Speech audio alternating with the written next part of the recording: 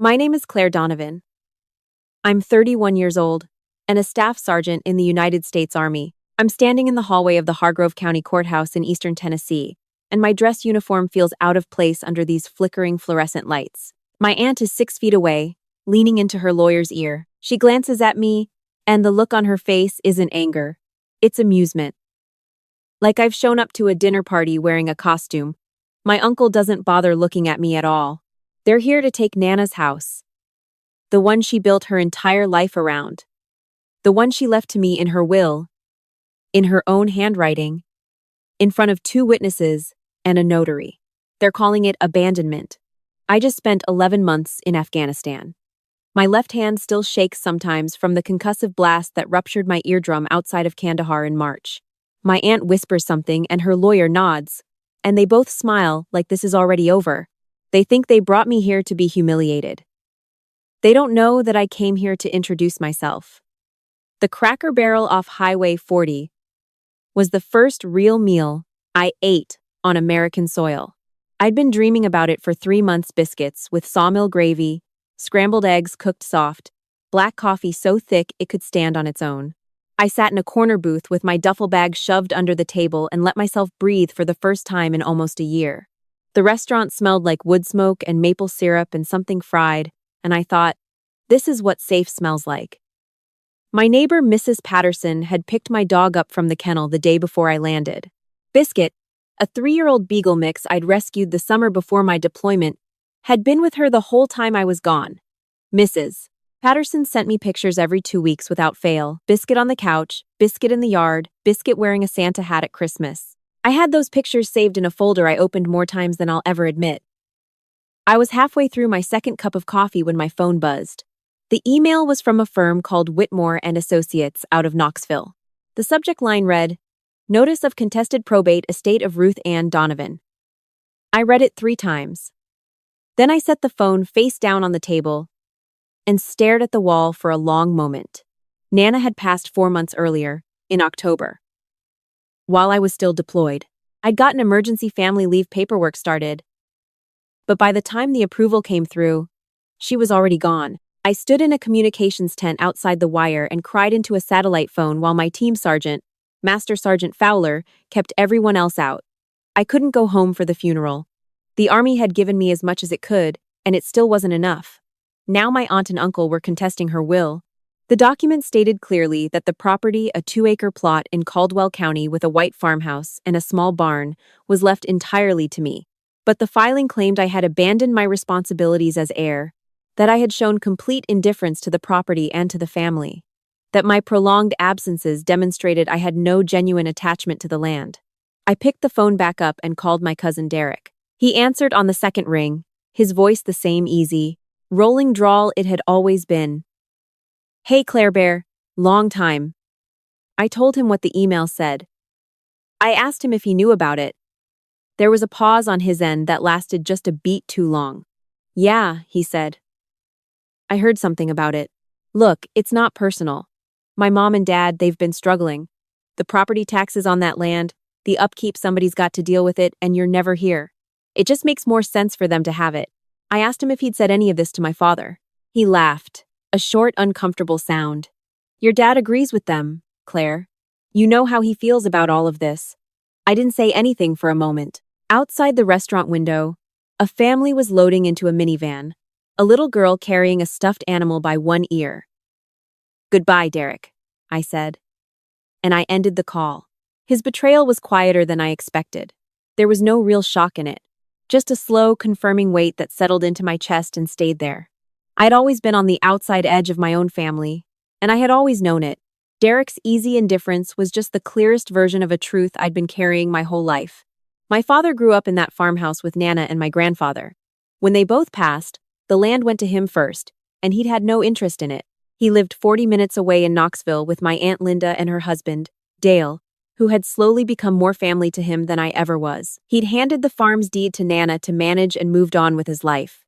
When I was 12, he remarried. When I was 14, he moved his new wife and her 2 sons into a house on the other side of the county and started a second family from scratch. He came to my high school graduation but left before the reception. He did not come to my enlistment ceremony. He sent a card. Derek was my aunt's son and had never worked a day on that farm. But he'd stayed close. He showed up for holidays. He mowed Nana's lawn twice a summer and accepted all the credit for it. He was the one who was there. And in my family, being there was the only currency that mattered. That I was somewhere else, always somewhere else, serving my country in places they saw on the evening news and immediately changed the channel from, was not considered an acceptable substitute. Nana understood. Nana always understood. I was 9 years old the first time she handed me her old Army nurse's badge. The one she'd earned serving in a field hospital in Vietnam before I was born. She pressed it into my palm with both her rough, warm hands wrapped around mine and said, "Some women are built to stay, some are built to go. You are going to go, Claire Ann. And don't you let anyone make you feel wrong for it." She was the only person in my family who said my full name like it meant something. She came to my basic training graduation in the July heat and wore her good church dress and clapped louder than anyone in the bleachers. When I made sergeant, she mailed me a card with a $20 bill inside and a note that said, "Spend it on something foolish. You've earned it." When I came home between deployments, I always stayed at the farmhouse. We would sit on the back porch and drink sweet tea, and she would ask me questions, real questions, not the polite surface-level ones my father asked. She wanted to know what it felt like to lead a team. She wanted to know what I was scared of.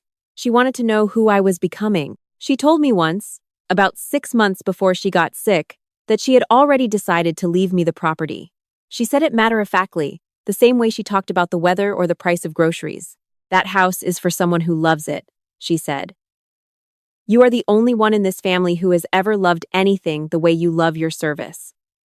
So, it goes to you." I told her that wasn't necessary. She gave me the look she reserved for people saying foolish things and poured more tea. After Derek's call, I drove to a hardware store and bought a combination lock for the farmhouse door the old one had rusted through and drove out to the property to install it myself. The house was dusty and cold but structurally sound. I'd paid the property taxes every year on direct deposit from my Army account. I'd paid for a new water heater 2 years prior when the old one failed, hired a local plumber over the phone while I was sitting in a forward operating base. The gutters had been cleaned last fall by a handyman I'd hired after Nana mentioned they were getting heavy with leaves. I wasn't neglecting it. I was managing it the way a soldier manages everything from a distance, with precision, without the luxury of being present. The night before the hearing, I drove out to the farmhouse and stayed there instead of my apartment in town. I wanted to be in her space. I sat at her kitchen table with a cup of instant coffee and went through every folder. I had tax receipts, contractor invoices, bank statements, the will itself.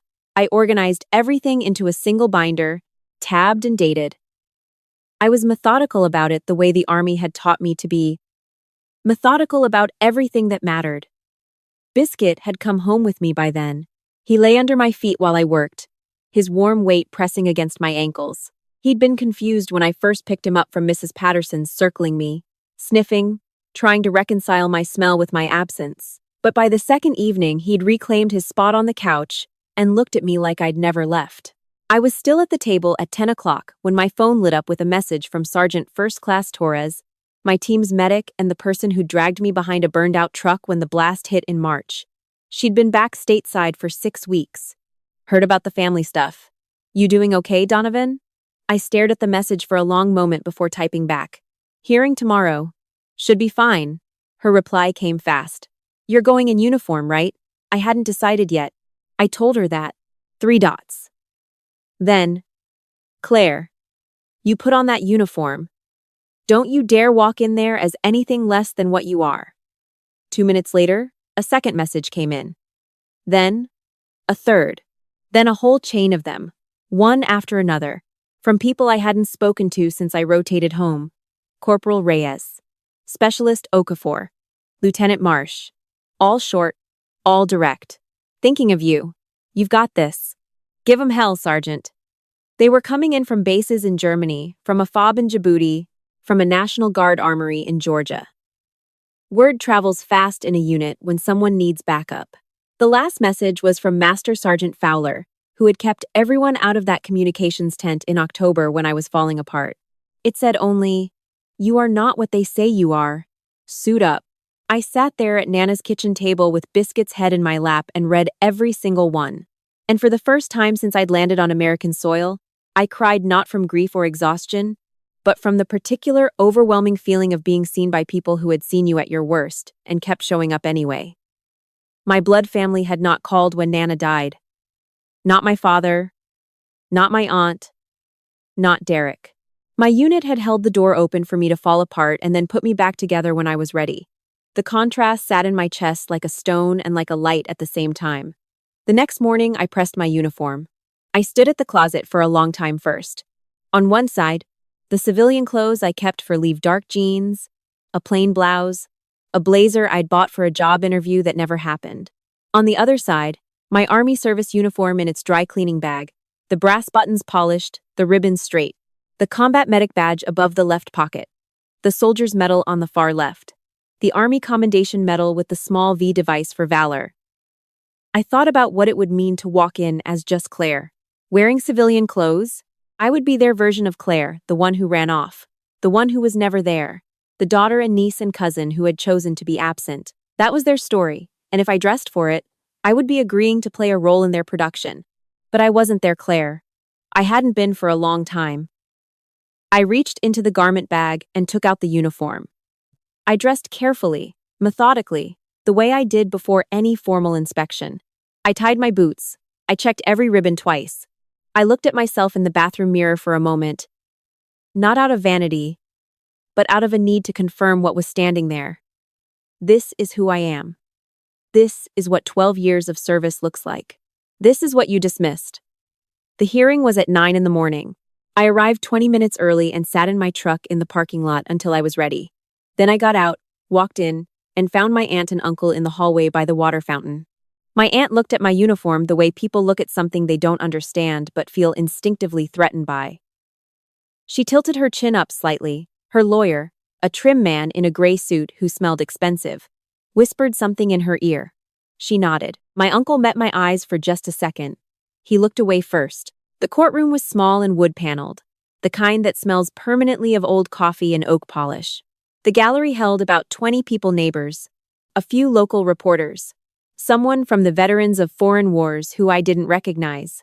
Judge Patricia Holloway was already at the bench when the bailiff let us in. She was in her early 60s, gray-haired, with reading glasses pushed up on her forehead, and the practiced calm of someone who had seen every species of family ugliness the county could produce. My aunt's lawyer opened with a performance. He spoke about the farmhouse as if it were a child that had been left to starve, overgrown, neglected, its value declining from inattention. He described me as someone who had turned her back on her family's legacy in pursuit of personal ambition. He said the word absent 4 times in 3 minutes. Then my aunt took the stand. She was good at it. I'll give her that. She had the soft, practiced cadence of someone who had rehearsed in front of a mirror. She talked about how hard she and my uncle had worked to maintain family ties. She talked about how they had supported Nana in her final illness, brought groceries, driven her to appointments. She talked about how it had broken her heart to see her mother-in-law's property going to someone who couldn't be bothered to come home. Not once, not one single time did she mention that I was in Afghanistan. She referred to my deployment as my absence, as though I had simply chosen not to show up. When she was done, the lawyer turned to Judge Holloway with a look of polished sympathy. "The plaintiff's rest, Your Honor." Judge Holloway looked at me over the top of her reading glasses. She had the kind of direct gaze that either made people nervous or made them feel like the room had gotten quieter. "Sergeant Donovan," she said, "would you like to respond?" I stood up. I did not have a lawyer. I had considered it, looked into it, and decided that everything I needed to say could be said by me. A lawyer would argue on my behalf. I intended to speak for myself. "Your Honor," I said, "my name is Staff Sergeant Claire Donovan, United States Army. I've served for 12 years with the 101st Airborne Division's Medical Brigade. I deployed most recently to Afghanistan for 11 months, returning home 3 weeks ago. I am representing myself today because everything I need to present is in this binder, and everything I need to say is the truth." I walked to the clerk's desk and set the binder down. "You'll find 12 years of property tax payments in full," I said, "made via automatic deduction from my military pay every single year. You'll also find the invoice for a water heater replacement I paid for remotely in 2022, a gutter cleaning I arranged in the fall of last year, and a structural repair to the barn roof I commissioned from a local contractor named Gary Hollis, whom I found and hired over the phone from a base in Bagram province. Mr. Hollis's number is included if the court wishes to verify. I paused for a moment, letting the paper trail fill the silence. The property was never neglected, Your Honor. It was managed. The difference is that I did it from 10,000 miles away because that is where my country needed me to be. My aunt shifted in her seat. Her lawyer made a note on his legal pad. I continued. My aunt is correct that I was not present when my grandmother declined in health. I want to acknowledge that, because she deserves acknowledgement. I could not be there. I was in Afghanistan when she was first diagnosed. I was in Afghanistan when she entered hospice. I was in a communications tent outside the wire when she passed, trying to get emergency leave approved. The paperwork was approved 4 days after she died. I paused. There were no more words in that paragraph. I let it land. I did speak to her, I said. The last time was 6 days before she passed. The connection dropped twice and the audio was terrible, but she heard me. I know she heard me because she said, "You sound tired, baby. Get some sleep." Those were the last words she said to me. She was in hospice, and she was worried about whether I was getting enough sleep. There was a sound from somewhere in the gallery, a soft exhale, or something close to it. My aunt has described this process as a family supporting an elderly woman who was abandoned by her granddaughter, I said. What it actually was is a family taking credit for proximity while dismissing the service of someone who was serving this country. I was not absent because I didn't care. I was absent because I was doing the hardest, most important work of my life. And I paid every bill on that property while I was doing it. I turned back toward my table. One more thing, Your Honor, I said. My aunt mentioned that the property has been neglected. I'd like to submit the photographs I took when I arrived last week. The property is structurally intact. The barn roof is sound. The lawn needs work, which I have already begun. The house needed a deep cleaning, which I completed myself over 3 days. The only neglect on that property is the neglect of the people who lived 40 minutes away and drove past the turnoff twice a week for 11 months and never once stopped to check on it. I sat down. Judge Holloway was quiet for a moment. She picked up the binder and turned to the first tab section. She flipped through several pages without expression. Then she removed her reading glasses entirely and set them on the bench in front of her. She looked at me. Sergeant Donovan, she said. That combat medic badge on your uniform, is that the same as the old expert field medical badge? Or is it a different distinction? I was caught off guard for just a moment. The combat medic badge is awarded for performing medical duties under fire, Your Honor, I said, in a direct combat zone. She nodded slowly. And the medal on the far left of your ribbon row, is that a soldier's medal? Yes, ma'am. Her expression didn't change, but something behind her eyes did. She turned to look at my aunt and uncle's table. Your attorney mentioned in his opening that your client's daughter chose personal ambition over family responsibility, she said. She said it the way you'd state a line from a document you found unconvincing. Tell me, counselor, what specifically was the personal ambition in question? The lawyer straightened his jacket. Well, Your Honor, the military career, the repeated deployments. Judge Holloway raised one hand, and the lawyer stopped as if someone had cut his power. She looked at my aunt directly. Ma'am, she said, your niece has been serving in the United States Army for 12 years. She has deployed to a combat zone. She was present when her grandmother passed away, to the extent that a soldier in Afghanistan is ever able to be present. She paid every financial obligation on that property without exception. She flew home 3 weeks ago and went directly to the farmhouse to assess and repair it. She is representing herself in this courtroom today, clearly and without assistance, using documentation that most attorneys would be proud of. She paused. And you are describing this as abandonment. My aunt's face did something complicated. The performance softened. The real emotion underneath which was not grief, but something closer to embarrassment, started to show through. The judge turned to my aunt's lawyer. Counselor, she said, under Tennessee probate law, a contested will requires proof that the testator, in this case the deceased, was either of unsound mind, under undue influence, or that the beneficiary has legally forfeited their claim through abandonment. Do you have any evidence of unsound mind? No, Your Honor. Undue influence?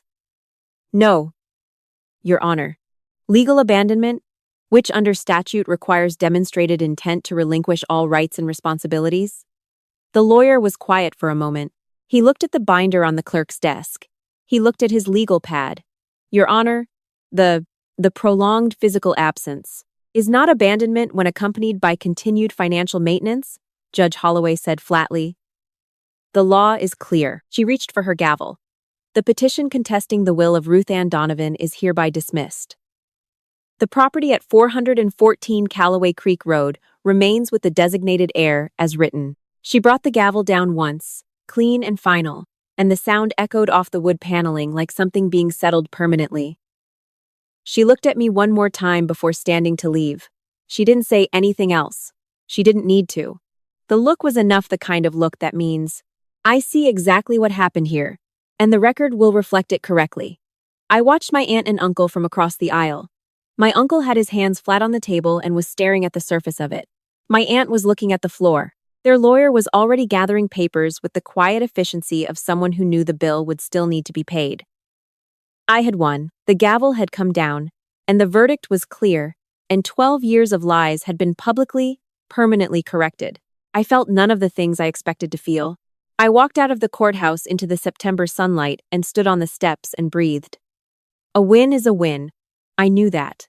But there's a particular exhaustion that follows, not the battle itself, but the proof that the battle was ever necessary. I had just spent 2 hours in a courtroom demonstrating that I loved my grandmother and fulfilled my responsibilities to her home. That this demonstration had been required at all, that it had come down to receipts and court filings and a judge's gavel, was the part that sat like gravel in my chest. All I had ever wanted was for them to say, "We see you. We know who you are. We're proud of what you've done." Not in a courtroom, not under oath, just at a kitchen table, like family. I went back to the farmhouse that evening. I changed out of my uniform and put on jeans and an old army t-shirt, and I started pulling weeds from the garden bed along the front porch.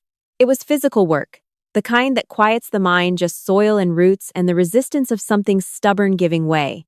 Biscuit patrolled the yard while I worked. He had rediscovered a territory that was technically also his, and he moved through it with the quiet authority of a small dog who has made his peace with the world. I was working on the third row of the bed when I heard a car on the gravel drive. I stood up and turned around. It was my father's truck.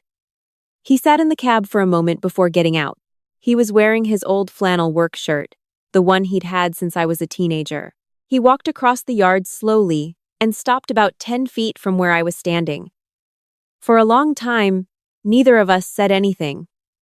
The cicadas were going in the pines beyond the barn. The light was getting low and orange through the trees.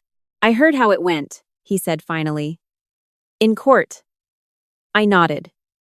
He looked at the porch, at the new combination lock on the front door, at the garden bed I'd been working on. He looked at all of it the way a man looks at things when he's trying to find something else to say.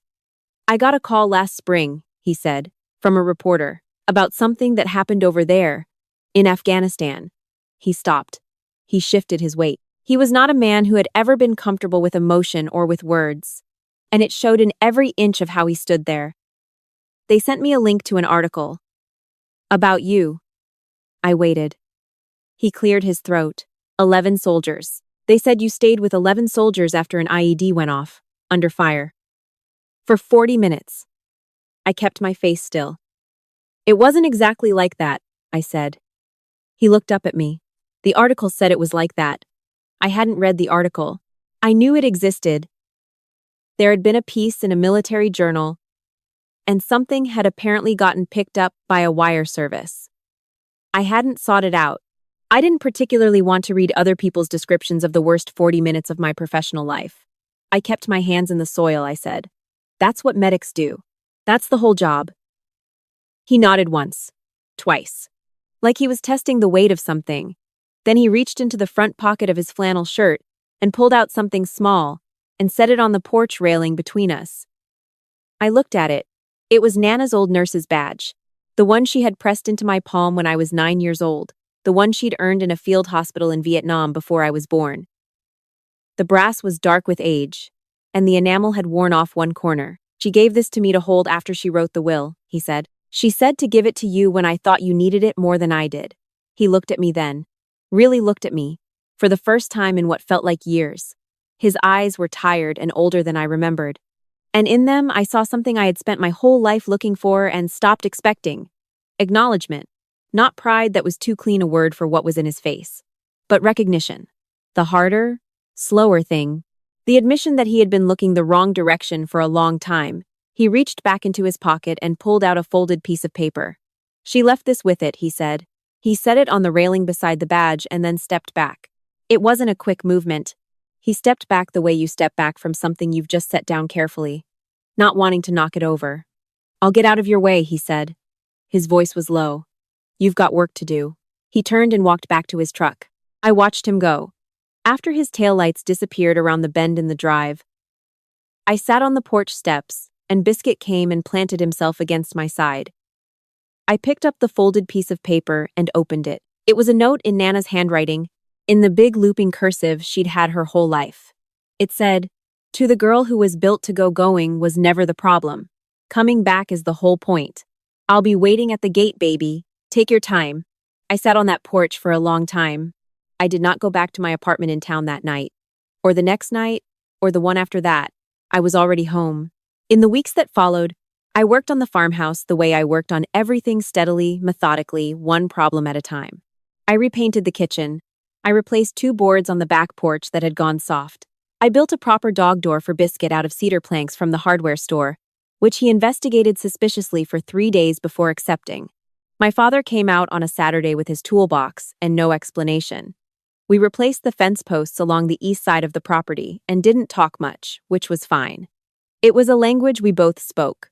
Derek showed up once, about a month after the hearing. He stood at the edge of the drive looking uncertain, which was a new expression on him. I told him he could come in or he could leave, and if he came in, there was coffee on the stove. He came in. We drank coffee at Nana's kitchen table and didn't resolve anything, but we didn't make it worse either. He picked up a paintbrush before he left and did the trim on the front window without being asked. I didn't thank him for it. He didn't wait for thanks. It was a start. My aunt has not come. I don't know if she will.